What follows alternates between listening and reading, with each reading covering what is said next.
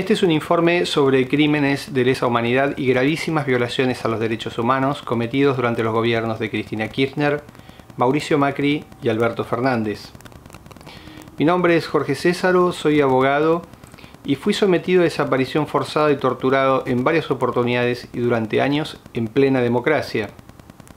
El primero de los secuestros se cometió hace poco más de 10 años, en el año 2013, cuando un grupo de tareas integrado por policías vinieron a secuestrarme de noche en un auto particular, sin uniformes, sin identificaciones, sin ningún tipo de orden judicial, sin testigos de actuación y con el rostro cubierto.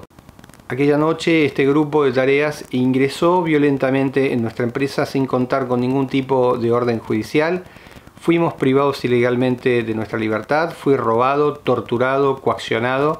Por momentos estuve sometido a lo que sería un secuestro extorsivo, estuvimos materialmente desaparecidos, fuimos incomunicados ilegalmente sin ningún tipo de orden judicial de incomunicación.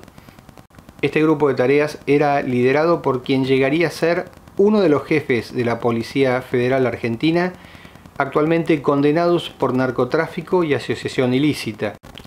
Y pese a que este hecho criminal fue filmado por unas 7 cámaras, lo que fuimos descubriendo con el tiempo es que este narcotraficante era protegido por lo más alto del poder político argentino.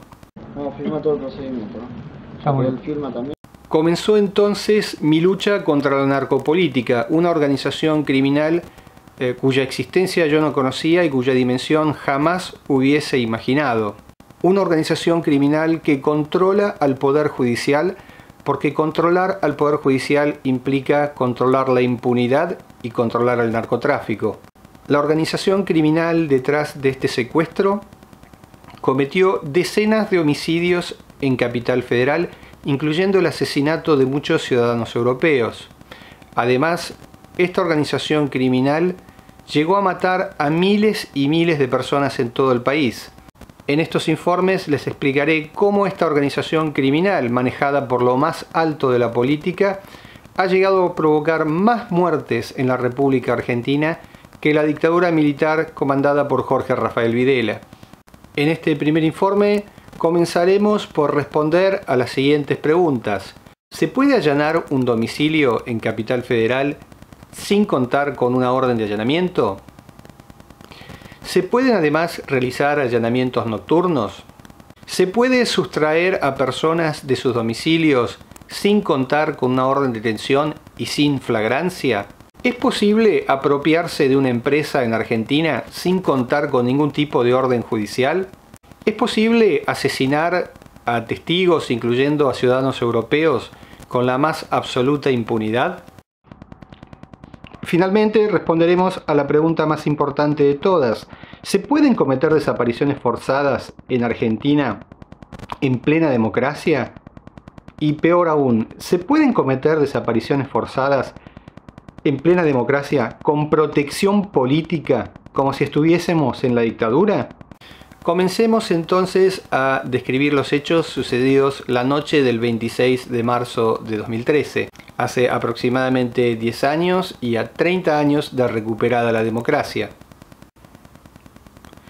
Aquella noche observé por la ventana que nos iluminaban unas luces que resultaban ser luces de autos y entonces miré por las cámaras de seguridad. Por las cámaras de seguridad logré advertir en primer lugar que estacionaba un vehículo que resultó ser un patrullero que estaba oculto con luces y balizas apagadas.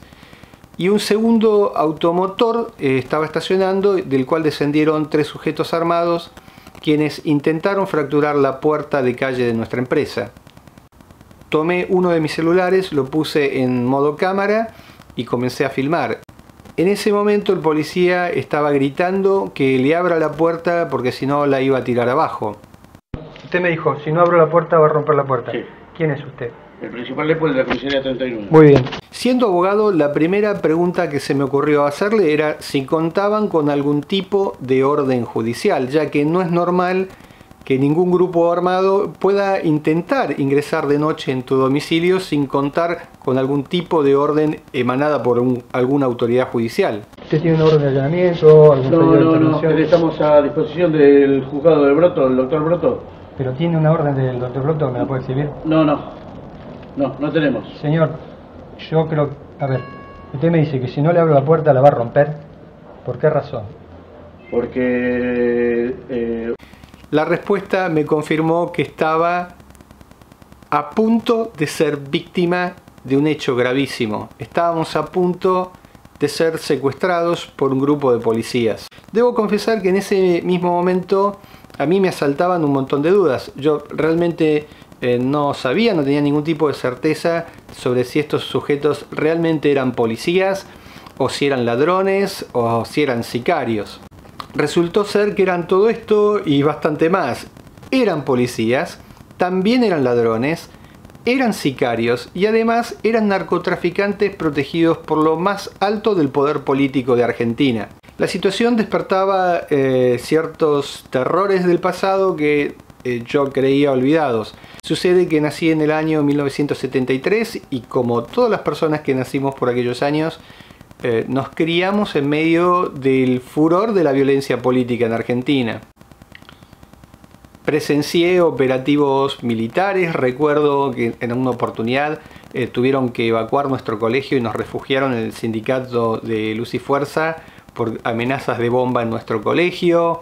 O sea, la violencia política había sido parte de nuestra crianza. Siendo muy chico, un día estábamos de visita en casa de un familiar y dos muchachos me invitaron a acercarme a un auto y me mostraron una ametralladora con la que combatían. O sea, dentro de mi familia había personas que pertenecían a organizaciones armadas. Luego, durante unos 10 o 15 años, el tema de las desapariciones forzadas estuvo extremadamente presente dentro de mi casa. Sucede que cada vez que nos visitaba mi abuela Elba, el primer tema de conversación era que había estado hablando con su hermana Blanca, quien tenía a sus 2 hijos desaparecidos.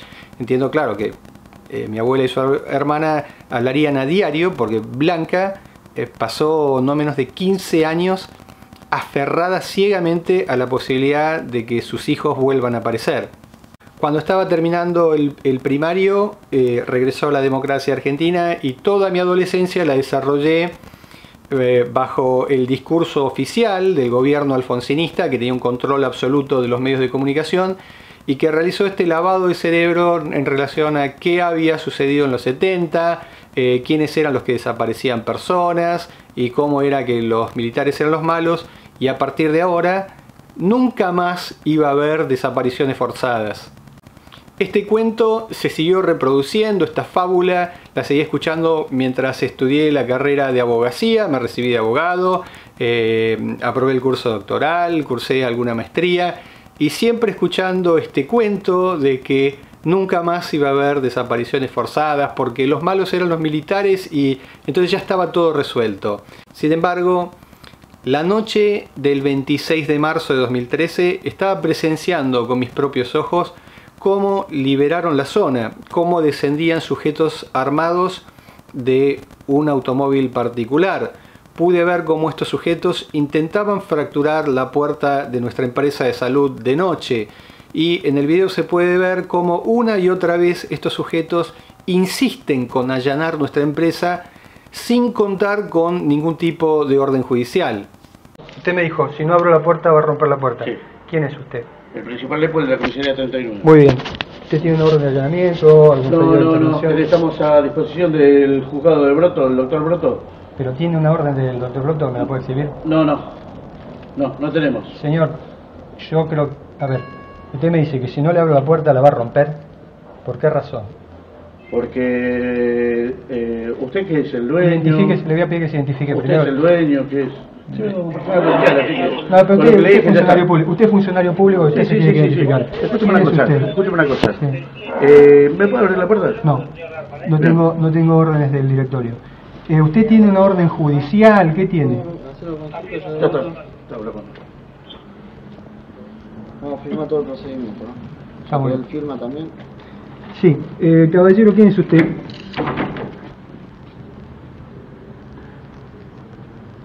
Perdón, yo le voy a... ¿Quién es usted? Un poquito.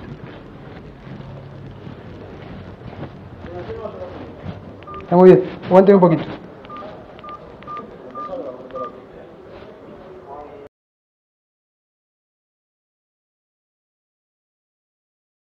Minutos después del video, un grupo de policías ingresó violentamente en nuestra empresa, fracturando la puerta de calle. Yo fui robado, torturado mediante asfixia. Fuimos inmediatamente amenazados, coaccionados. En un momento este secuestro era un auténtico secuestro, todo el accionar era absolutamente ilegal. Esta privación ilegal de la libertad se transformó en un secuestro extorsivo. Cuando empezaron a exigirme que yo tenía que entregar mi empresa porque si no quedaría detenido. Digamos, al mismo tiempo que nadie sabía imputarme ningún tipo de delito. O sea, jamás nadie me imputó flagrancia ni tampoco nadie exhibió una orden de detención. Habiéndome negado a entregar mi empresa, entonces procedieron a trasladarnos después de unas horas, pues permanecimos varias horas materialmente desaparecidos, y después de unas horas nos trasladaron a una comisaría donde fraguaron una causa penal para simular que nosotros éramos ladrones, que habíamos sido sorprendidos de alguna forma mientras estábamos robando, y con esa causa fui perseguido durante años a través de la violación sistemática de todos mis derechos humanos judiciales, dando muestras de un accionar que le darían vergüenza a fiscales como Escapolán, Alejandro Hons o Fernando Cartaseña. El fiscal Norberto Broto procedió a armar una causa en condiciones realmente increíbles, desde comenzar clonando un legajo policial de otra comisaría con otros detenidos en otras circunstancias, hasta acusarme de los delitos que él y su banda de narcotraficantes habían cometido. El fiscal me acusaba a mí de haber roto la puerta que él y sus narcotraficantes habían roto. Es que el fiscal Norberto Broto y los policías me habían robado mi cámara de fotos y el celular con el que yo filmaba, pero ellos no sospechaban que yo tenía un segundo celular y un equipo de filmación de cámara espía. Unas 10 personas fueron privadas ilegalmente de su libertad sin que se supiese por qué razón estaban siendo retenidas por la policía, y en particular el ensañamiento fue con 3 de nosotros, que llegamos a estar ilegalmente incomunicados hasta 11 horas sin ningún tipo de orden judicial que habilite la incomunicación. O sea, unas 11 horas en las cuales no podíamos, el Estado no nos permitía ni comunicarnos con un abogado, ni con un familiar, ni con ninguna persona, tal y como lo establece la Constitución de la Ciudad de Buenos Aires. O sea, se violaron sistemáticamente nuestros derechos humanos. Pero, ¿qué dice la Constitución Nacional de la República Argentina respecto de estos allanamientos? ¿Se necesita o no se necesita una orden de allanamiento para allanar un domicilio? Bueno, la Constitución es clarísima, lo manifiesta en forma expresa y taxativa. El domicilio es inviolable y ninguna fuerza de seguridad puede ingresar en un domicilio sin una orden judicial habilitante, que es lo que se llama una orden de allanamiento. Una orden de allanamiento es una orden escrita, librada por un juez en el marco de un proceso legal, debidamente fundada y librada a pedido de parte, a pedido del fiscal, a pedido de algún particular damnificado, lo que sería técnicamente una querella, o eventualmente inclusive podría darse que se libre un allanamiento a pedido de una defensa. ¿Me puede abrir la puerta? No tengo órdenes del directorio.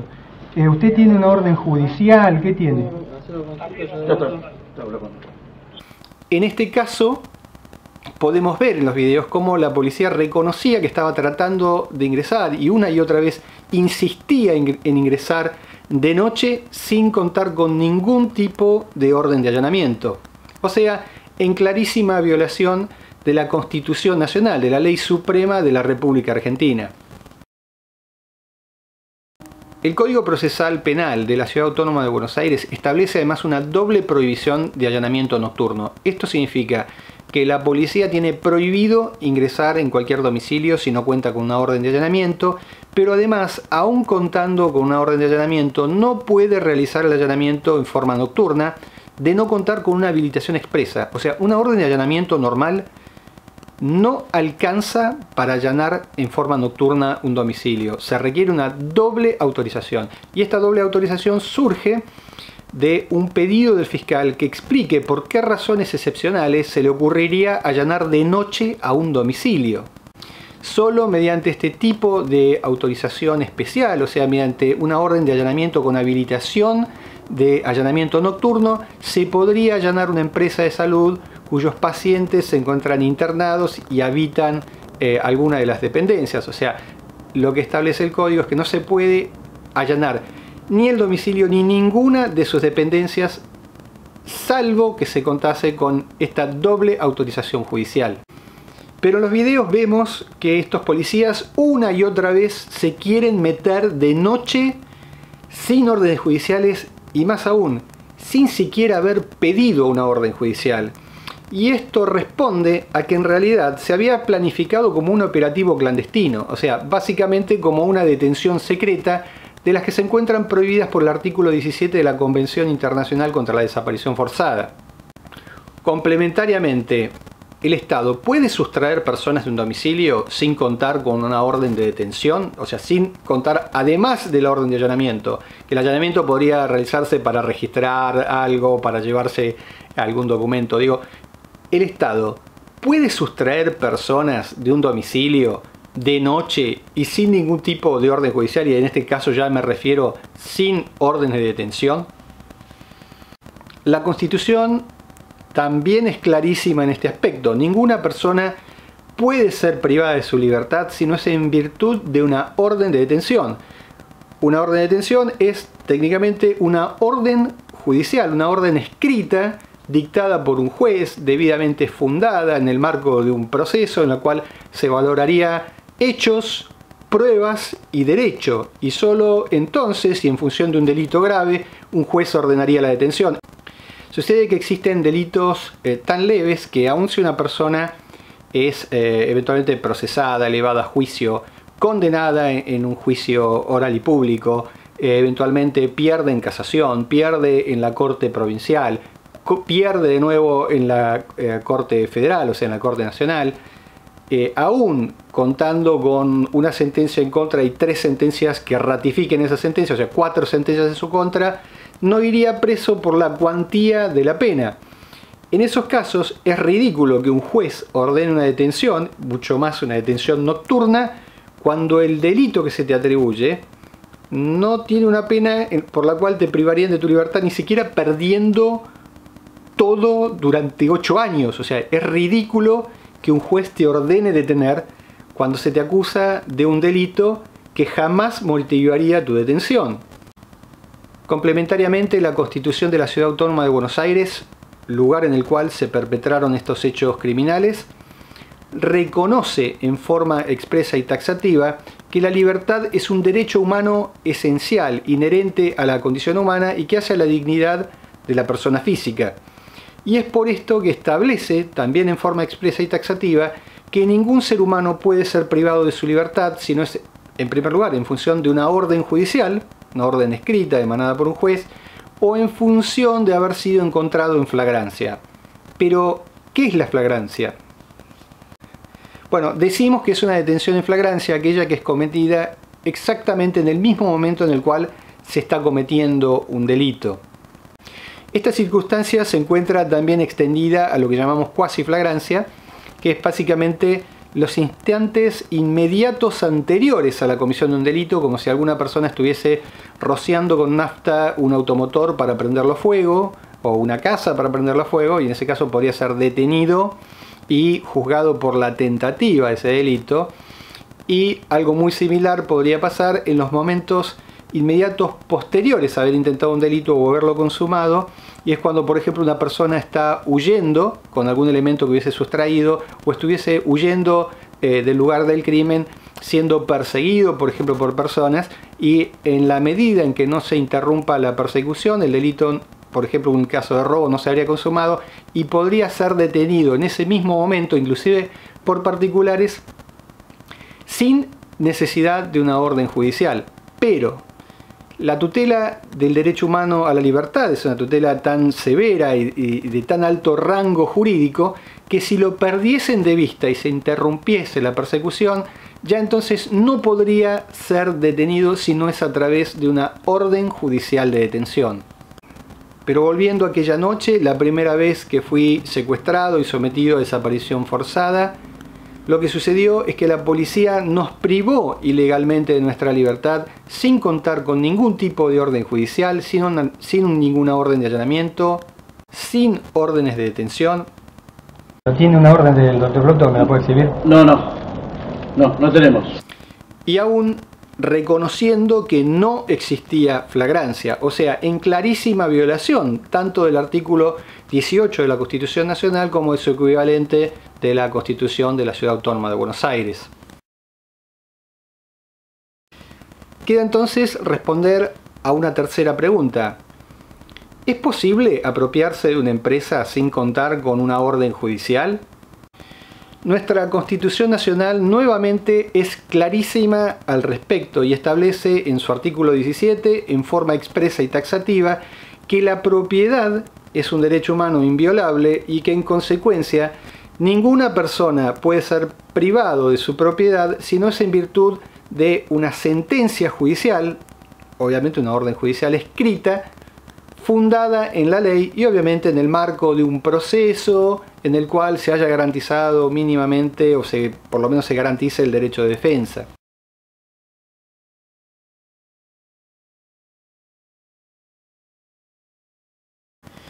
Además de la protección constitucional de estos derechos, tanto en la Constitución de la Nación como en la Constitución de la Ciudad de Buenos Aires, estos derechos humanos esenciales son protegidos por los tratados internacionales de más alto rango internacional y que integran el bloque de constitucionalidad de la República Argentina. Me refiero, por ejemplo, a la Declaración Universal de Derechos del Hombre de las Naciones Unidas, o la Convención Interamericana sobre Derechos Humanos, o también, como veremos, se infringieron artículos de la Convención Internacional de Protección contra la Desaparición Forzada, o el Pacto Internacional de Derechos Civiles y Políticos, etc.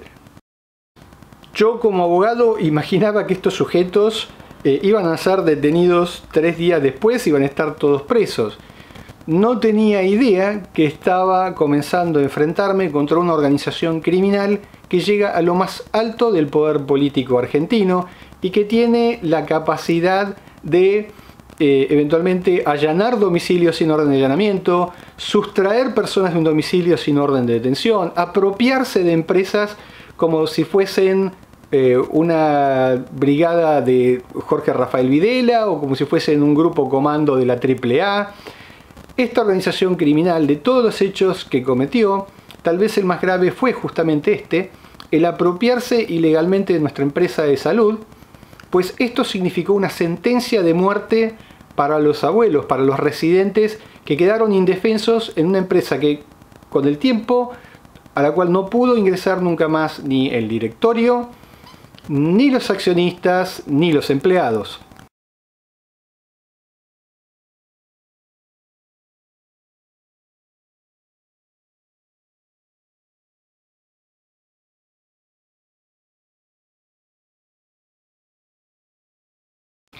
Analicemos un segundo estos hechos desde el punto de vista de los secuestradores. Si un policía se acerca a otro a ofrecerle, a convencerlo, decirle, mira, vamos a allanar de noche un domicilio y vamos a meternos sin órdenes.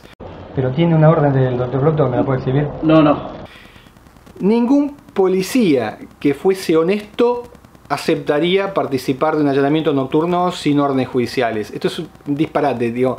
En particular, en el año 2013, durante la presidencia de Cristina Kirchner y teniendo como ministra de Seguridad a Nilda Garré, quien era conocida por imponer sanciones severísimas, inclusive por las más absolutas trivialidades, era como ridículo que un policía honesto intentase siquiera allanar de noche un domicilio sin contar con una orden judicial. Es que aún un policía muy corrupto difícilmente hubiese participado de estos hechos sabiendo que iba a ser filmado por cámaras de seguridad y además que venían a secuestrar o asesinar a un abogado. Y es justamente de esto de lo que quiero hablar a continuación. ¿Qué hubiese sucedido si estos sujetos hubiesen logrado fracturar la puerta en el primer intento, o si en alguna de esas insistencias en las cuales nos decían, bueno, nos puede abrir, bueno, nos va a abrir, digo, si nosotros, por ponernos nerviosos, por confiar en ellos, por tener miedo, les hubiésemos abierto la puerta, ¿qué creemos que hubiese sucedido si le abríamos la puerta a este grupo de tareas que estaba tratando de allanar nuestra empresa en forma clandestina y sin ningún tipo de orden judicial y sin testigos de procedimiento? Debo agregar que yo sabía perfectamente que esto era un hecho criminal por lo que había sucedido a lo largo del día, y para explicarlo debo retroceder algún tiempo en mi relato. Desde fines de 2012, pero mucho más desde comienzos de 2013, las empleadas de nuestra empresa de salud empezaron a relatarnos que el directorio de nuestra empresa de salud estaba virtualmente desaparecido, que llevaban meses sin presentarse en nuestra empresa y que habían abandonado a la empresa de salud, abandonando al mismo tiempo a decenas de abuelos con un grado altísimo de dependencia respecto de sus tratamientos médicos. Las empleadas de nuestra empresa comenzaron a confirmarme que comenzaron a sucederse homicidios dentro de nuestra empresa, o sea, muertes muy sospechosas, las cuales en determinado momento llegaron a producirse a una tasa de mortalidad 30 veces superior al promedio. O sea, llegó un momento en el cual se producían muertes a diario cuando el promedio histórico podía llegar a ser de una muerte por mes. Dado que el directorio estaba desaparecido, que nadie sabía en dónde se encontraban, teníamos nociones de que algunos de los directores inclusive habían huido del país, y otros realmente no teníamos idea qué había pasado, pero sabiendo que no concurrían a la empresa, lo que hicimos fue intimar al síndico, o sea, alguna persona que pudiésemos notificar, y para esto enviamos una carta documento en el domicilio legal publicado en el boletín oficial. Esto con el propósito de que se celebre una asamblea con urgencia a los efectos de designar nuevas autoridades. Entendíamos que resultaba una irresponsabilidad criminal dejar en situación de acefalía a una empresa de salud con pacientes a su cargo. Pero el síndico se negó a recibir la carta documento, con lo cual, ante esta situación gravísima y encontrándose en peligro la vida de decenas de pacientes internados, lo que hicimos fue celebrar una asamblea de emergencia, designamos autoridades interinas y tomamos posesión de la empresa el día 26 de marzo de 2013 a las 15 horas. Minutos después, alguien llamó a la policía y denunció falsamente que yo era un ladrón que había entrado a robar, y con motivo de esta falsa denuncia se desplazaron móviles policiales para tratar de arrestarme. Claro, el objetivo que se perseguía era privarme de mi libertad mediante un engaño a la autoridad policial. Se desplazaron media docena de móviles en condiciones de emergencia, se bajaron estos sujetos desenfundando sus armas, pues ellos creían que venían a un enfrentamiento o a una toma de rehenes. Así de grave fue la situación. Sin embargo, tuve la precaución de grabar todo y exactamente esto es lo que sucedió. Perdón, ¿ustedes pueden decir por qué motivo los movilizaron? Por robo con autores. Con posible autor en el lugar, por eso ¿Y vinimos quién es tanto el modo. denunciante? No tenemos la menor idea. Es un anónimo No, comando. es una barbaridad. Bueno, Es una barbaridad porque ustedes pueden haber matado a alguien en el camino. O pueden pagar que hubiera hagan pasado alguien. a nosotros también. Vengan, yo les voy a pedir, lo voy a hacer pasar porque es una barbaridad que los hayan denunciado por robo. Porque ustedes podrían pensar que yo tengo secuestrada gente, que ellos, pero pasen por Chile para que se aclare.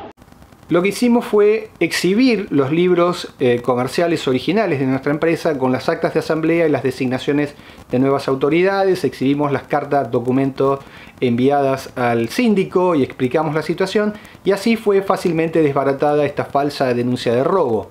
Lo que sucedió fue que esta falsa denuncia se les volvió en su contra, ya que en la empresa había varios secuaces de esta organización criminal quienes habían estado asesinando a nuestros pacientes para liberar camas y poner pacientes de otra empresa dentro de la nuestra. la policía invitó a estos sujetos a retirarse de nuestra empresa por mandato de las autoridades del directorio nuevo, el directorio interino de la sociedad comercial. Comencé entonces a registrar decenas de testimonios de los abuelos internados, de los abuelos lúcidos y de sus familiares, quienes nos relataban que la inmensa mayoría de los abuelos habían sido amenazados, coaccionados. Nos relataban también que a algunos abuelos les habían robado sus ahorros, los habían engañado para que lleven sus ahorros a la empresa, los habían robado, inclusive a varios de ellos los habían matado. También habían sido coaccionados para firmar documentos falsos, documentos falsificados, ideológicamente falsos, para ser presentados ante la autoridad judicial. No, necesito firmar algo, Olga, bajo presión, de un montón de situaciones, como que mamá era nueva, ¿te acuerdas de Pamela Pérez? Como que mamá era nueva, como que un montón de cosas en contra del, entiendo yo, del huésped, del familiar. Y entonces yo después presenté una nota que había firmado bajo presión, que no estaba de acuerdo con los términos, y la entregué así que... Inclusive varios de ellos habían intentado sobornarlos y otros habían sido forzados a declarar falsamente ante la autoridad judicial. Sé que me vendría bien a mí que la gente cuente la verdad en relación a la factura, ¿viste? El asunto ese de que cobraban Mi hija que va a hacer falso testimonio, se la forzaron. ¿Lo forzaron a hacer falso testimonio? Claro. ¿Quién la forzó? Mi hija para 500 pesos por mes. Sí. Y ella me a decir que nosotros pagábamos 5.000%. Sí. Sí. Pero aparte me daban un ticket. Claro. Ticket. Sí, sí, sí. Mi hija tenía que haber dicho eso. Pero por mí, ¿dónde me iba a llevar? Tuvo miedo por vos. Claro. Pobre. Pobre. Sintió mal. Sí, a la hija de Coca también. A la hija de Coca también. ¿Qué le hicieron? No, quería que hiciera y ella me dijo que no. Ah, la hija de Coca la quisieron mandar a mentir. También. ¿Qué dijo que no? Ella dijo, no, eso no, yo no lo hago. Que mi hija porque lo hizo, que es mala persona. No, corazón, no, ella porque te quiere mucho a vos. Claro. Mirá, hay algo que es muy significativo. Ahí viene tu hijo, mirá. Si ella tiene arrepentimiento interno de lo que pasó es porque moralmente no lo hubiese hecho y se sintió presionada porque te puso a vos. Te presionan y uno no Te puso a vos por encima de la situación. ¿Cómo no? ¿A dónde me llevaban a mí? Yo no tengo Amor, quede tranquila.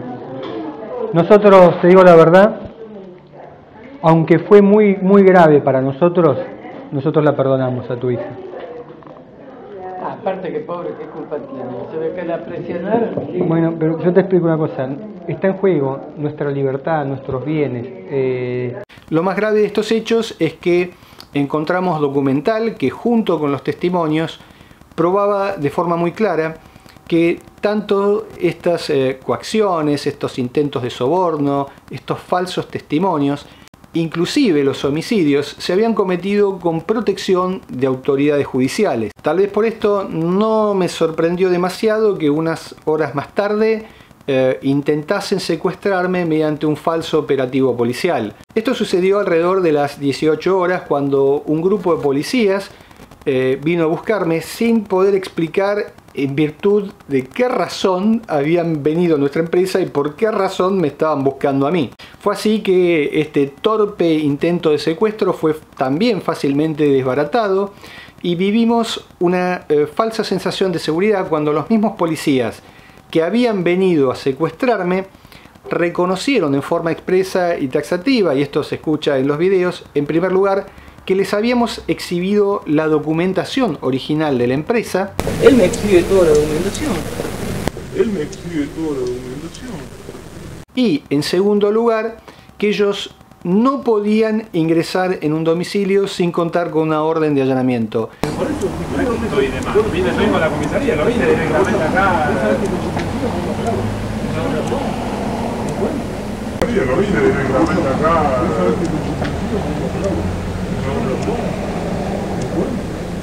Fue entonces que nos abocamos a tratar de restablecer el funcionamiento de una empresa de salud que en su momento era modelo y era extremadamente elogiada por los médicos que nos visitaban y que había sido transformada en una trampa mortal para los residentes.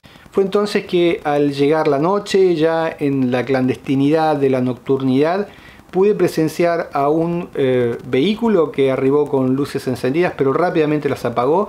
Y entonces llamó mi atención que se trataba de un móvil policial que permanecía escondido con luces y balizas apagadas. Complementariamente estacionó un vehículo particular del cual descendieron sujetos armados quienes intentaban fracturar la puerta de calle de nuestra empresa y una y otra vez insistían en que les permitamos ingresar sin ningún tipo de uniforme, sin ningún tipo de orden judicial, sin ningún tipo de testigos de actuación y con el rostro cubierto. Mi rápida reacción, comenzando a filmarlos, puso muy incómodos a este grupo de tarea y varios de ellos huyeron al darse cuenta que los estábamos filmando. Inclusive el patrullero que permanecía hasta ese momento con luces y balizas apagadas, al darse cuenta que yo lo estaba fotografiando, optaron por encender las balizas y modificar este modus operandi con el cual habían iniciado. Sí, caballero, ¿quién es usted? ¿Qué hubiese sucedido si estos sujetos hubiesen logrado tirar abajo la puerta en el primer intento? ¿O si nosotros nos hubiésemos asustado y les hubiésemos abierto en este momento? ¿O aún si hubiésemos tratado de ser colaborativos? O si nos hubiésemos puesto nerviosos y hubiésemos permitido el ingreso de un grupo de tareas sin uniformes, sin órdenes judiciales y sin testigos? Un allanamiento sin testigos es de por sí un hecho ilícito, eventualmente un hecho criminal. Si la policía hubiese ingresado sin testigos en nuestra empresa, es muy probable que me hubiesen plantado estupefacientes o algún tipo de prueba para simular que yo estaba cometiendo algún delito y de esta forma privarme de mi libertad tal y como lo habían intentado varias veces a lo largo de ese día.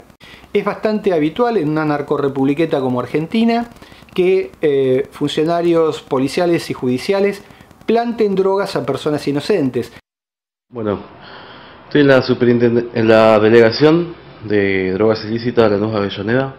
Creo que ve el techo. De ahí arriba saqué recién bolsas con estupefaciente que utiliza acá la delegación. Ahí los tienen. Ahí de vuelta a la cámara. Utiliza la delegación para meterle a la gente que no tiene, obviamente. No tiene cocaína. Varias dosis de cocaína.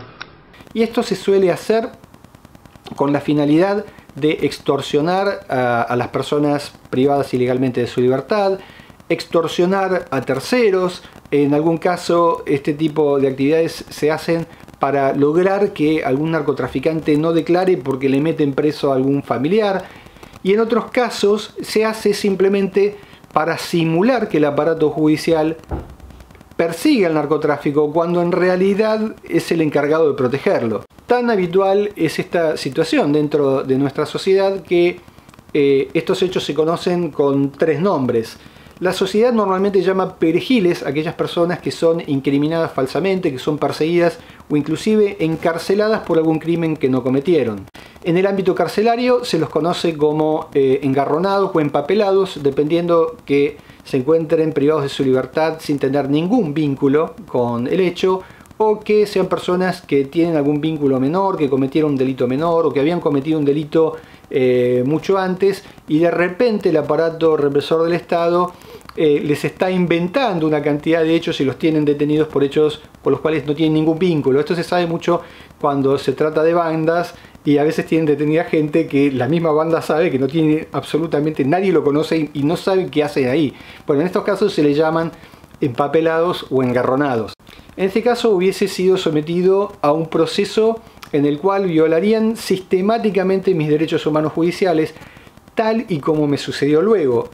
O sea, fui sometido finalmente a un proceso en el cual se violaron asquerosamente todos los derechos y garantías del artículo 8 de la Convención Interamericana sobre Derechos Humanos. De esta forma podrían haberme encarcelado y desaparecido dentro de un sistema penitenciario que viola sistemáticamente los derechos humanos de los detenidos, que viola en particular la Carta de Mandela, o sea, las normas de Mandela sobre las condiciones mínimamente dignas para efectuar una privación de la libertad.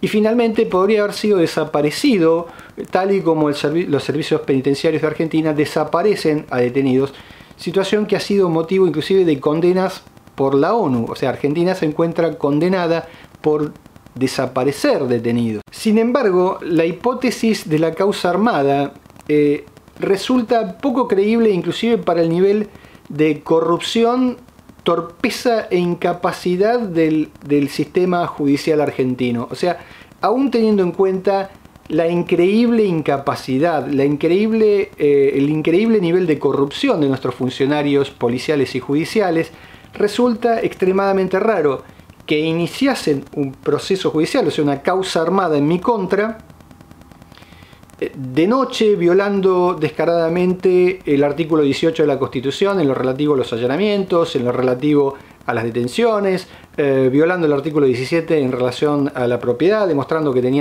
perseguían una finalidad económica.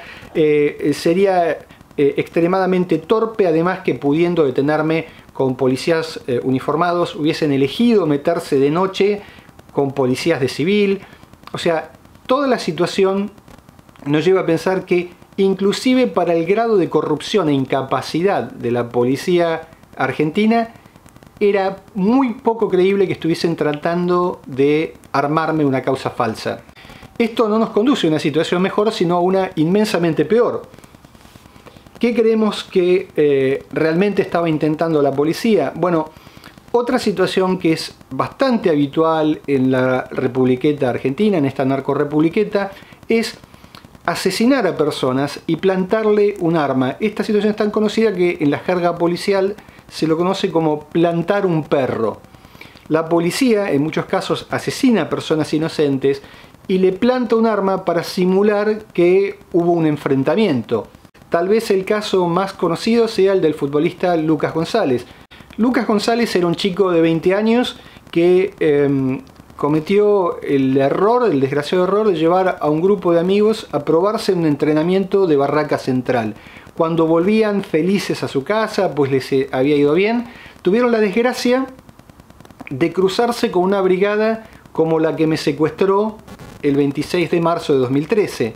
Estos sujetos abrieron fuego contra Lucas González y sus amigos, hiriendo a Lucas de muerte. Mientras Lucas agonizaba y en sus últimos momentos de vida, los chicos cometieron nuevamente el gravísimo error de solicitar auxilio a autoridades policiales. O sea, se acercaron a un grupo de uniformados a pedirle auxilio por lo que le había sucedido.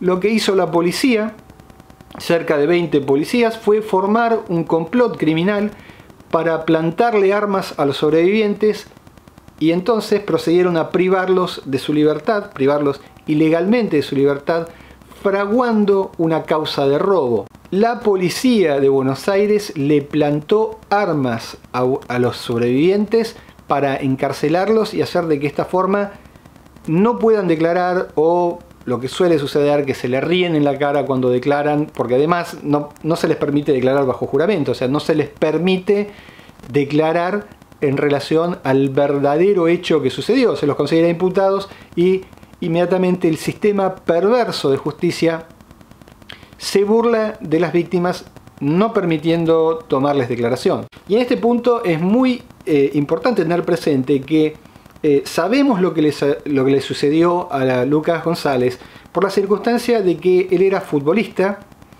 que tuvo la suerte de irse a probar esa mañana a un club de fútbol y que lo habían visto decenas de testigos, y también la circunstancia de que jugaba nada menos que en Barraca Central, que es el club que es manejado por el Chiquitapia, por el presidente de la Asociación de Fútbol Argentino. Supongamos lo que hubiese sucedido si ese día el entrenador, por ejemplo, estaba enfermo y la práctica se cancelaba y los chicos se iban a tomar unos mates a una plaza. Pues entonces Lucas obviamente estaría muerto y sus amigos estarían encarcelados dentro del inmundo sistema penitenciario argentino, porque lo que salvó a estos chicos fue el haber participado en una práctica en la que había decenas de testigos. Pero sin testigos, sin filmaciones, estos chicos permanecerían presos siendo las víctimas de un intento de homicidio. Pues esta era entonces una de las posibilidades que entiendo que me podría haber sucedido. Si la policía trató de ingresar de noche en nuestra empresa sin uniformes, sin testigos y sin ningún tipo de orden judicial y sin pedir ningún tipo de orden judicial y cubriéndose el rostro... Sí, caballero, ¿quién es usted? Es muy probable que estos sujetos hubiesen sido sicarios que venían a asesinarme. Es mucho más creíble esto que la posibilidad de que estuviesen tratando de armar una causa falsa de una manera tan increíblemente torpe. Sí. Muy bien, agradezco. La tercera posibilidad que debemos evaluar es que se hubiese tratado de una desaparición forzada clásica, al estilo de las que se cometían en tiempos de la dictadura o en tiempos del gobierno de Isabel Martínez de Perón con la AAA comandada por López Rega.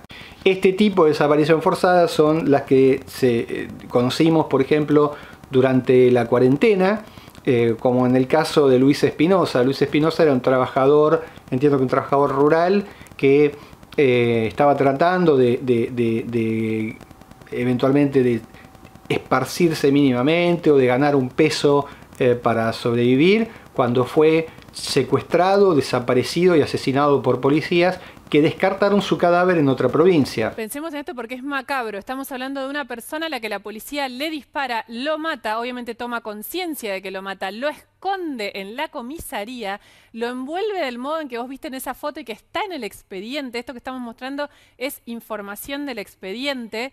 José Iniesta está en la comisaría, ahora vamos a hablar y a mostrar todo cómo fue esto, pero lo escondieron ahí, lo tuvieron una semana, lo trasladaron 120 kilómetros y lo hicieron aparecer. Y un dato que yo... En el sentido de que las propias autoridades policiales admitieron que no se cumplieron con determinados protocolos que tienen que ver con la actuación policial, como su debido registro, y también además se llevó a cabo con autos particulares de los policías, vestidos de civil. Casi todas estas amenazas, o sea, las causas armadas, los asesinatos con armas plantadas o inclusive las desapariciones forzadas, deberíamos pensar que podrían ser exterminadas de nuestro sistema policial con la sola implementación de las bodycam, o sea, de las cámaras que utiliza la policía en su uniforme y que registran el accionar de los policías. Sin embargo, frente a esto tenemos dos inconvenientes. En primer lugar, veremos en los siguientes videos que el Estado argentino, en particular la mafia, esta mafia narcojudicial argentina, comandada por la narcopolítica, es capaz de hacer desaparecer todo tipo de filmaciones, todo tipo de pruebas, es capaz de asesinar testigos, es capaz de coaccionar y asesinar testigos. Por lo tanto, el hecho de que la policía tenga bodycam, la verdad que funciona en el resto del planeta, pero no funciona en un país tan asquerosamente corrupto, tan inmundamente corrupto como la narcorrepubliqueta argentina. Por otra parte, es muy poco probable que la clase política argentina admitiese que la policía tenga bodycam, ya que nuestras fuerzas policiales son utilizadas para recaudar en actividades de narcotráfico, prostitución, prostitución manejada por políticos, prostitución manejada por funcionarios, por jueces federales. En este caso es muy poco probable que la clase política, una clase política que ha utilizado el Senado de la Nación como un aguantadero, una guarida para refugiar asesinos, para refugiar y proteger violadores, para refugiar y proteger traficantes. Es muy poco probable que la mafia política argentina habilitase el uso de bodycam cuando en realidad el sistema está armado para recaudar del crimen organizado y para tener impunidad. Concluimos entonces que el verdadero objetivo de este operativo ilegal debe haber sido el de cometer un asesinato o debe haber sido el de cometer una desaparición forzada. Al margen de que este crimen fue parcialmente desbaratado y solo se transformó en torturas, solo se transformó en robos y en la apropiación ilegal de una empresa, fuimos privados ilegalmente de la libertad, fuimos ilegalmente incomunicados, estuvimos materialmente desaparecidos durante horas sin que ninguna autoridad judicial conociese la situación de que habíamos sido detenidos. Lo concreto es que el 26 de marzo de 2013 fuimos privados ilegalmente de nuestra libertad, violando los dos únicos supuestos que admite la Constitución de la Ciudad de Buenos Aires. Allanaron nuestra empresa de salud en violación de lo dispuesto por el artículo 18 de la Constitución Nacional y en violación de lo dispuesto en el artículo 13 de la Constitución de la Ciudad de Buenos Aires. Nos privaron ilegalmente de nuestra libertad en violación del artículo 18 de la Constitución Nacional y de su equivalente de la Constitución de la Ciudad Autónoma de Buenos Aires. Allanaron en forma nocturna en violación del Código Procesal Penal de la Ciudad Autónoma de Buenos Aires. Se apropiaron de nuestra empresa de salud al más puro estilo de la AAA o de algún grupo de tareas de Jorge Rafael Videla, o sea, en abierta violación del artículo 17 de nuestra Constitución Nacional. Lo que veremos en los siguientes capítulos de este informe es qué sucedió cuando finalmente acudimos al Poder Judicial para explicar que esta banda criminal estaba impidiendo el ingreso de los accionistas de nuestra empresa, y cuando acudimos al Poder Judicial para que se tutelen nuestros derechos tras un allanamiento ilegal, tras haber sido privados ilegalmente de la libertad, tras haber sido torturado y robado por este grupo de policías. Les adelanto que nos encontramos entonces con un Poder Judicial transformado en una increíble organización criminal integrada por jueces, fiscales y defensores traidores, quienes no solo protegieron a narcotraficantes, no solo protegieron a los torturadores, sino que además ayudaron a asesinar a nuestros testigos mientras perseguían a personas inocentes. La última pregunta que nos queda por responder es, con toda seguridad, la más importante de todas. ¿Se puede cometer desapariciones forzadas en la narcorrepubliqueta argentina? Y más aún, ¿se puede cometer desapariciones forzadas con protección de lo más alto de la política y de lo más alto del Poder Judicial, como si estuviésemos en plena dictadura, pero encima bancando al Congreso? Para responder a esta pregunta, comenzaremos por definir desaparición forzada. Entonces, ¿qué es una desaparición forzada? Pues bien, la primera gran definición que vamos a presentar es aquella que proviene del artículo 2 de la Convención Internacional de Protección contra la Desaparición Forzada. Se trata de un tratado internacional firmado por la República Argentina y que, al haber sido firmado y ratificado, forma parte de nuestra legislación y es considerado ley suprema de la nación argentina.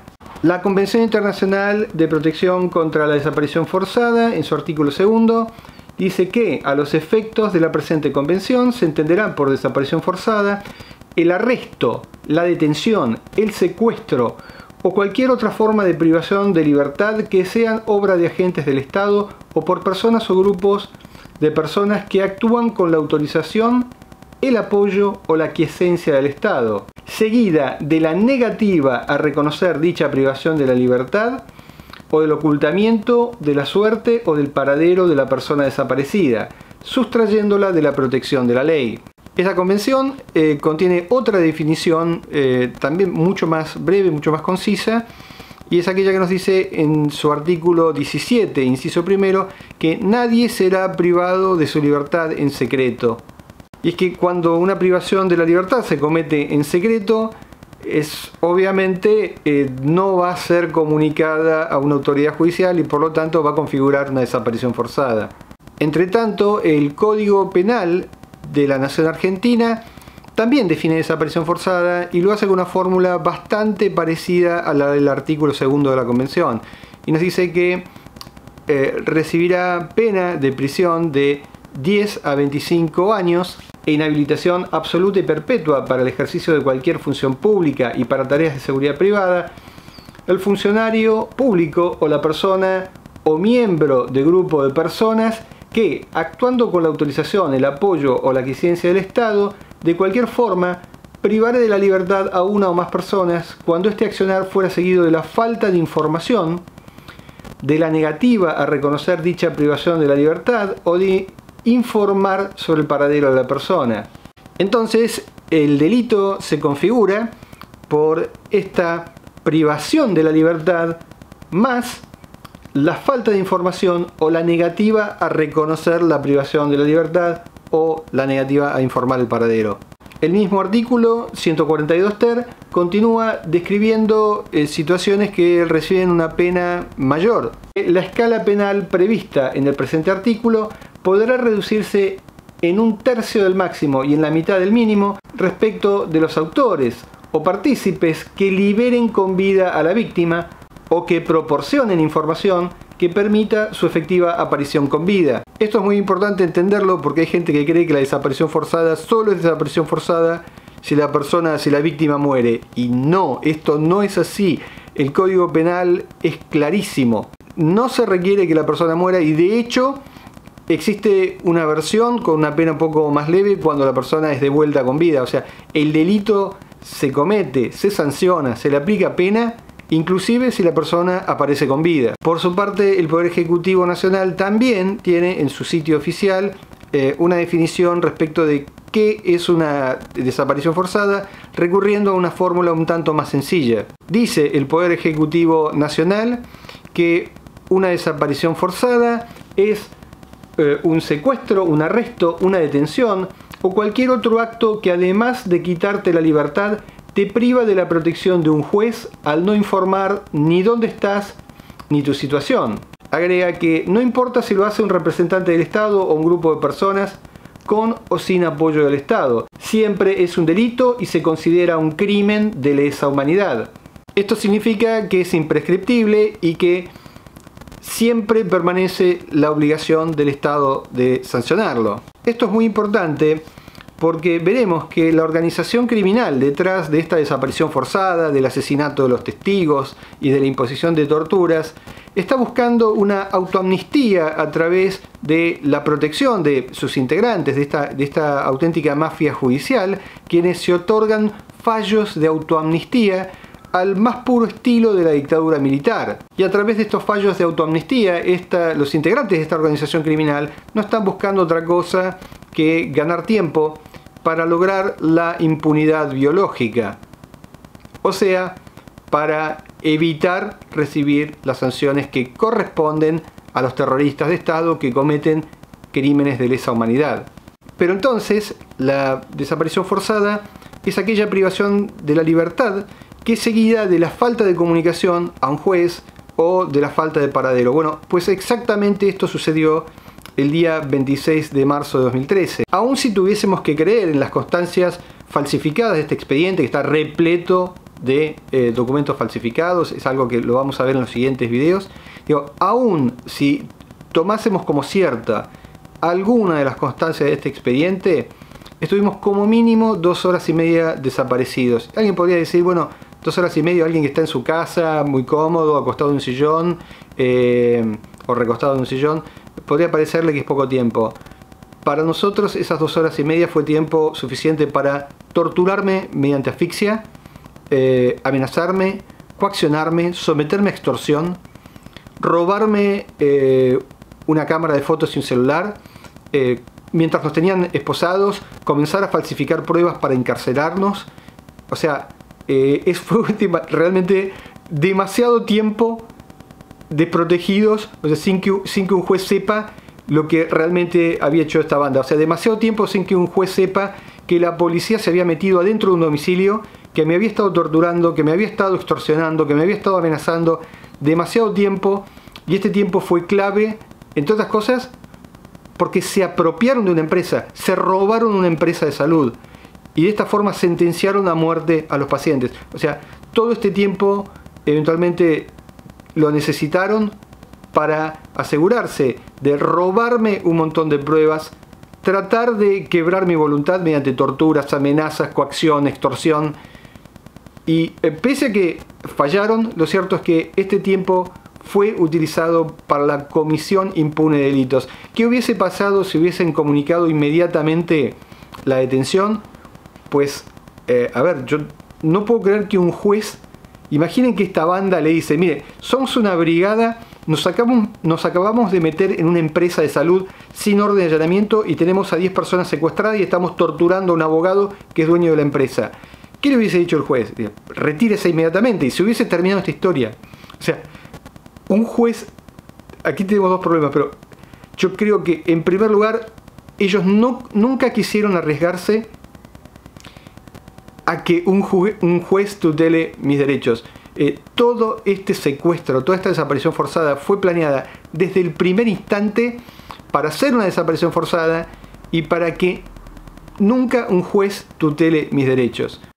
Cuesta creer que algún juez haya realmente conocido en algún momento lo que pasó. Yo creo que realmente creo que nunca hubo ninguna comunicación a ningún juez, o tenemos otra hipótesis que la vamos a desarrollar más adelante, pero teniendo en cuenta que podían llamar a la Policía Metropolitana, que en aquel momento funcionaba en 2 o 3 barrios, y en esos barrios que funcionaba normalmente la hacían operar a la Policía Metropolitana.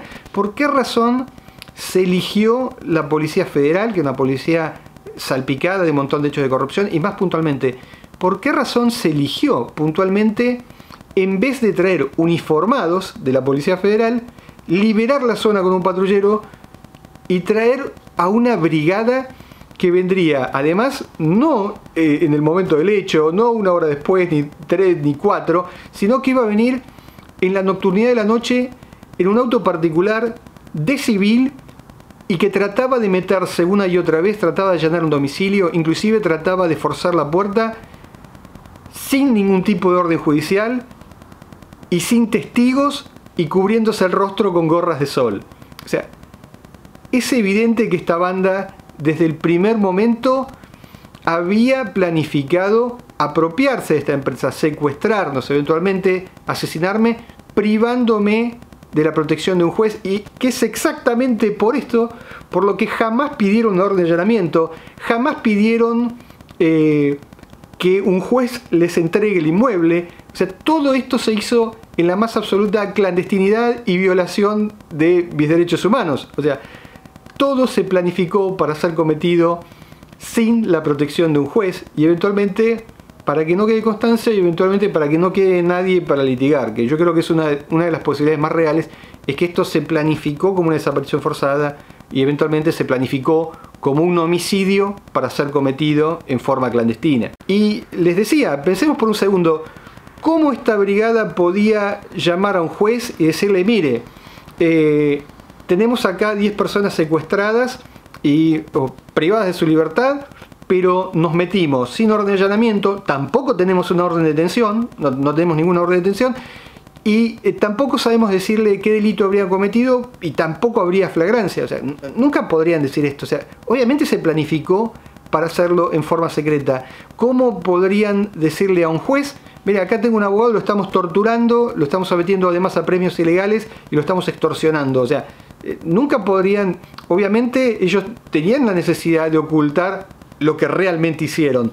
O sea, tenían la necesidad de ocultar que se iban a apropiar de una empresa de salud y se la iban a entregar y no se sabe a quién, porque ni siquiera dejaron un acta diciendo quién sería el depositario. O sea, lo que esta banda había planificado era robarse una empresa de salud al más puro estilo de la dictadura militar o al más puro estilo de la AAA, sin dejar ninguna constancia mediante un operativo nocturno y clandestino, sin órdenes judiciales.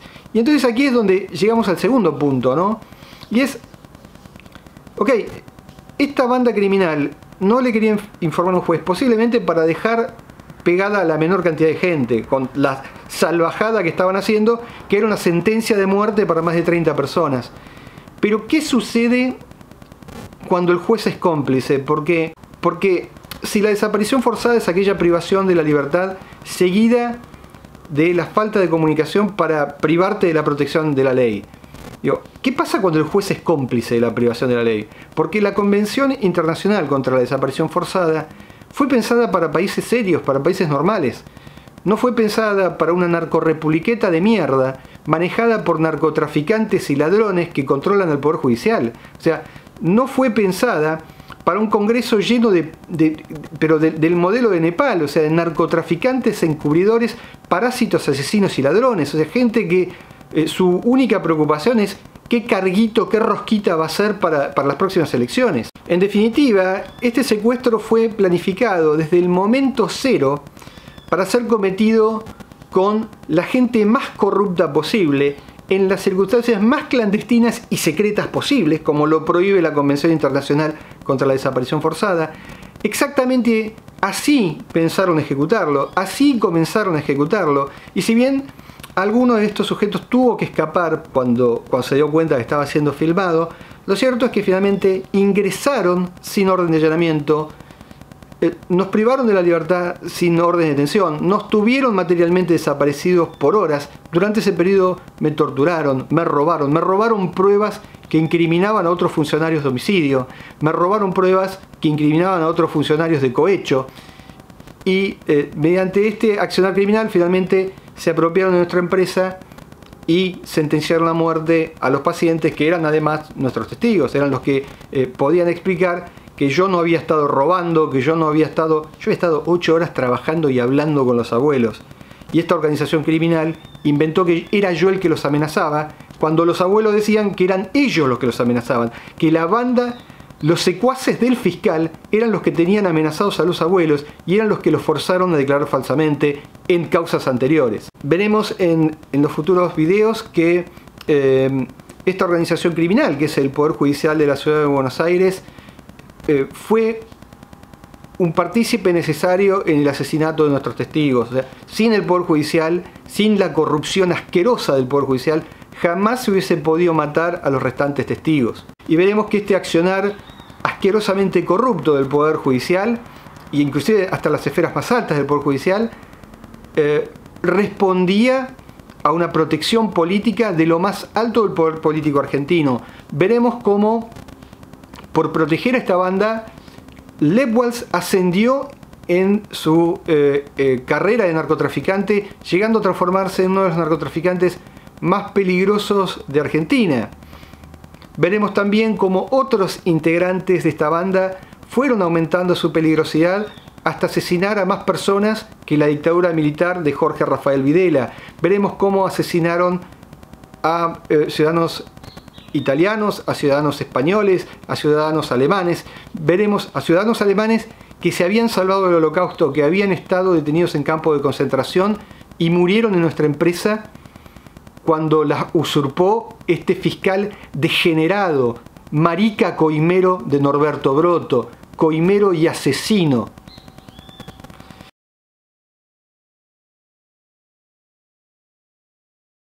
Pasaron su infancia en campos de concentración nazis, terminaron su vida siendo asesinados por esta banda mezcla de narcotraficantes con el coimero hijo de puta, cagón, cobarde y secuestrador del fiscal Norberto Broto. Este payaso hijo de puta, que esto es más que un títere, un 4 de copas en una organización criminal que lleva a la cúpula del Poder Judicial. Y decíamos, la Convención Internacional sobre Desaparición Forzada fue pensada para países normales, no para una republiqueta de mierda donde su Poder Judicial es considerada la organización más corrupta de todo el país, en un país que entra en el podio mundial de los países de impunidad, o sea, en una narcorrepubliqueta decadente, que se encontraba en aquel momento al menos en el podio mundial de la impunidad. Era considerado uno de los países más impunes del mundo. En esa narcorrepubliqueta el Poder Judicial era considerado al mismo tiempo la institución más corrupta de toda la Argentina. O sea, era lo más asquerosamente corrupto de lo más corrupto del podio mundial de la impunidad. En los siguientes videos veremos más concretamente cómo fue el accionar de esta mafia judicial, cómo esta mafia judicial violó sistemáticamente todos los derechos y garantías establecidos en la Constitución Nacional, cómo violó sus propios fallos, cómo tuvo un accionar asquerosamente descarado, cómo se negaban a ver las pruebas, cómo negaban la existencia de las pruebas, veremos el accionar de esta banda inmunda, veremos cómo es realmente una causa armada y cómo opera esta mafia judicial frente a una causa armada, persiguiendo a personas inocentes y protegiendo a narcotraficantes, cómo se roban expedientes, cómo se falsifican actas de audiencia. Bueno, van a ver todo tipo de degeneraciones cometidos por esta mafia judicial armada por la narcopolítica. Veremos además, más concretamente, quiénes son los jueces, fiscales y defensores traidores responsables de estos crímenes de lesa humanidad, responsables del asesinato de nuestros testigos, responsables de perseguir a personas inocentes y responsables también de proteger al narcotráfico y sentenciar a muerte a miles y miles de personas. El 26 de marzo de 2013 habíamos concurrido a nuestra empresa con la intención de salvar la vida de los pacientes que todavía no habían sido asesinados. O sea, fuimos a nuestra empresa porque el directorio estaba desaparecido y porque alguien estaba matando a nuestros pacientes. Lo que sucedió es que aquellos funcionarios que deberían habernos resguardado y que deberían haber protegido también a nuestros abuelos, lo que hicieron fue formar un complot criminal para desaparecerme, un complot criminal para ingresar de noche en forma clandestina, sin ningún tipo de orden judicial, para privarnos ilegalmente de nuestra libertad, para mantener esta privación de la libertad en forma secreta, para someterme a extorsión. Una auténtica banda criminal que finalmente nos robó una empresa de salud como jamás la dictadura se atrevió a hacerlo. O sea, no le conozco a la dictadura un hecho de esta naturaleza que consiste en robarse una empresa de salud y condenar a muerte a 30 pacientes. Y es que si la dictadura ha cometido atrocidades, lo hizo en el marco de una guerra contra organizaciones armadas. Yo lo sé porque en mi familia había integrantes de organizaciones armadas, de quienes estamos muy orgullosos de que hayan dado la vida por sus ideales, pero sabemos que la dictadura luchó contra organizaciones armadas.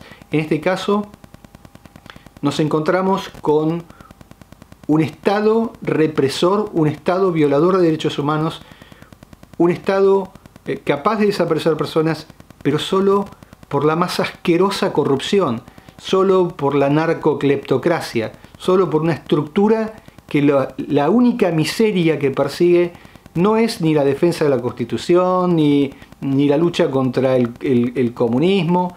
No, en este caso, un Estado que solo es corrupción, solo es violación de derechos humanos, porque solo es coima y pura mierda en la cabeza de sus funcionarios.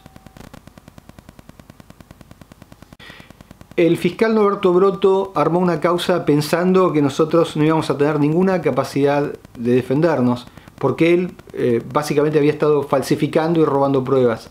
Nunca se imaginó que yo tenía no uno sino dos celulares y que yo tenía un equipo de filmación de cámara espía. Al verse acorralado, este miserable hijo de puta, este coimero hijo de puta, me hizo torturar nuevamente en el año 2014, en el mes de octubre del año 2014, dentro de tribunales y en presencia de 20 testigos, provocándome lesiones irreparables y una hemorragia interna por la que tuve que ser trasladado a un hospital.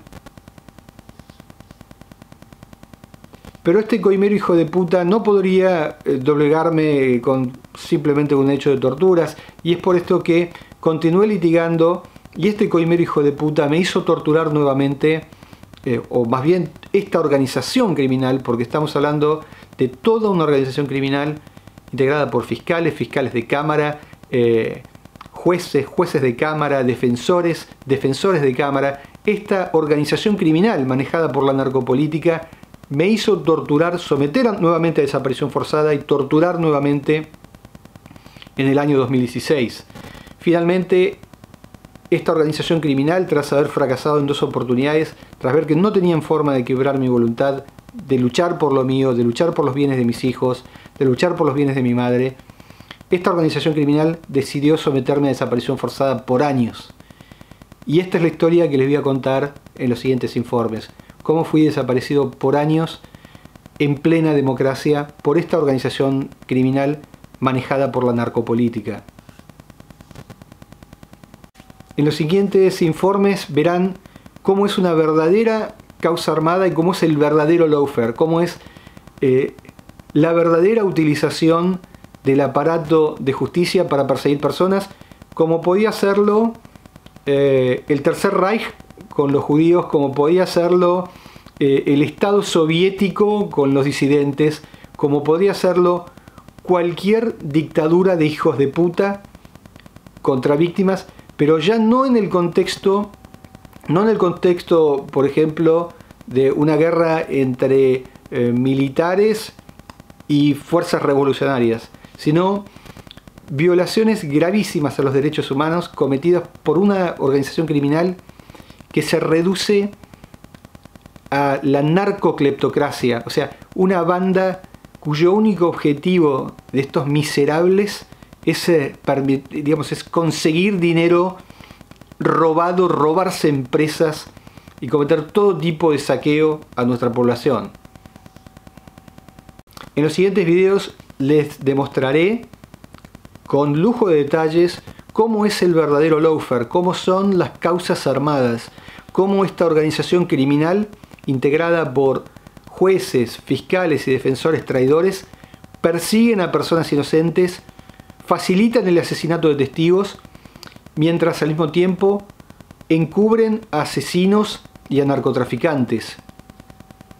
Les contaré cómo la protección a estos narcotraficantes se tradujo no solo ya en un comienzo en decenas de homicidios, pasó a ser un problema de cientos de homicidios para transformarse en un problema de miles de homicidios, y al mismo tiempo cómo la protección de esta organización criminal de narcopolítica, cómo la protección política se tradujo en el facilitamiento del tráfico, el narcotráfico de toneladas de estupefacientes en dirección a los Estados Unidos de Norteamérica, en dirección a Europa, en dirección a Asia y Oceanía. Habiendo advertido que era imposible litigar dentro de esta auténtica mafia judicial, que era absolutamente estéril, que esta organización criminal tenía la capacidad de vulnerar y de violar asquerosamente todos nuestros derechos humanos judiciales, acudimos a la política. Veremos entonces qué sucedió cuando acudimos al PRO, a la UCR y, digamos, al Frente de Todos o Frente para la Victoria, ya ni me acuerdo cómo se llamaba, en búsqueda de auxilio ante un poder judicial transformado en una organización criminal. ¿Qué sucedió cuando acudimos a pedir que la política cumpla con los deberes establecidos en el artículo 6 de la Constitución Federal? En los siguientes informes procederemos a desenmascarar a la autopercibida y autoproclamada campeona de la lucha contra el narcotráfico. Veremos qué hizo Patricia Bullrich cuando entró en contacto con estos narcotraficantes que nos habían secuestrado, y más puntualmente qué hizo Patricia Bullrich cuando nos encontramos de casualidad en un restaurante de San Isidro. Todo esto en los siguientes informes sobre crímenes de lesa humanidad y gravísimas violaciones a los derechos humanos cometidos en plena democracia. Me despido hasta el siguiente informe con unas palabras finales. En los últimos días he escuchado políticos decir que lo que hay que hacer con el Poder Judicial es no tocarlo, no presionarlo, y entonces de esa forma, entonces sí tendremos una república. Pues entonces suceden dos cosas. En primer lugar, un Poder Judicial que en el pasado fue presionado y que se dejó presionar y que actuó en función de presiones, es un Poder Judicial asquerosamente corrupto e indigno de seguir ejerciendo cualquier tipo de función pública. Un Poder Judicial que ceda presiones es con toda seguridad un Poder Judicial que va a tratar de encubrir una desaparición forzada, es un Poder Judicial que va a mirar para otro lado mientras asesinan a testigos, es un Poder Judicial que va a permitir en otras órbitas que se robe al pueblo argentino. Ese Poder Judicial no puede seguir existiendo. Ese Poder Judicial debe ser objeto de una limpieza absoluta hasta la última de sus raíces. Y por otra parte, quienes creen que el Poder Judicial es una organización honesta, quienes creen que el Poder Judicial es una organización que nosotros podamos seguir teniendo este Poder Judicial, es porque evidentemente o son ignorantes o son secuaces del narcotráfico. Este Poder Judicial hace 80 años fue tomado por el peronismo, desde entonces fue colonizado, en la década del 90 fue colonizado por el narcotráfico, y dejar a este Poder Judicial, y me refiero a la inmensa mayoría de sus funcionarios, tal y como lo describen funcionarios federales, la inmensa mayoría de sus funcionarios opera para el narcotráfico porque sus designaciones provienen de la mano de la narcopolítica. Si después de ver el siguiente informe se repite esta historia de que el Poder Judicial hay que dejarlo porque entonces si no lo presionamos va a funcionar bien, pues sabremos con toda seguridad que estaremos en presencia de una gran extensión de la narcopolítica, o sea, de políticos cuyo objetivo es mantener esta organización criminal funcionando. Una organización criminal capaz de allanar domicilios de noche, secuestrar y torturar abogados, robarse empresas de salud, matar a los pacientes, perseguir a personas inocentes y proteger a narcotraficantes. Eso es lo que nuestros políticos deben exterminar, o eventualmente algún día terminarán por exterminarlos a ellos. Ahora sí los saludo con la esperanza de que esto se cumpla, o al menos que se nos indemnice tal y como lo establece la Convención Internacional, para poder exiliarme en algún lugar serio, lejos de esta narcorrepubliqueta de mierda. Después fue mi mujer a ver qué pasaba, estaba totalmente abandonado. No sé qué había pasado, en el geriátrico te hablo, sí. En el Hospital Puyer. Está mal de vuelta, le digo, ¿cómo está mal? No, sí, me dice, lo que pasa, dice que acá llamo a uno, llamo a otro, no vienen, no sé, dice, está muy mal. Buscar la cartera y llamar a la ambulancia. Dice, sí, pero acá nadie me quiere ayudar, no hay gente.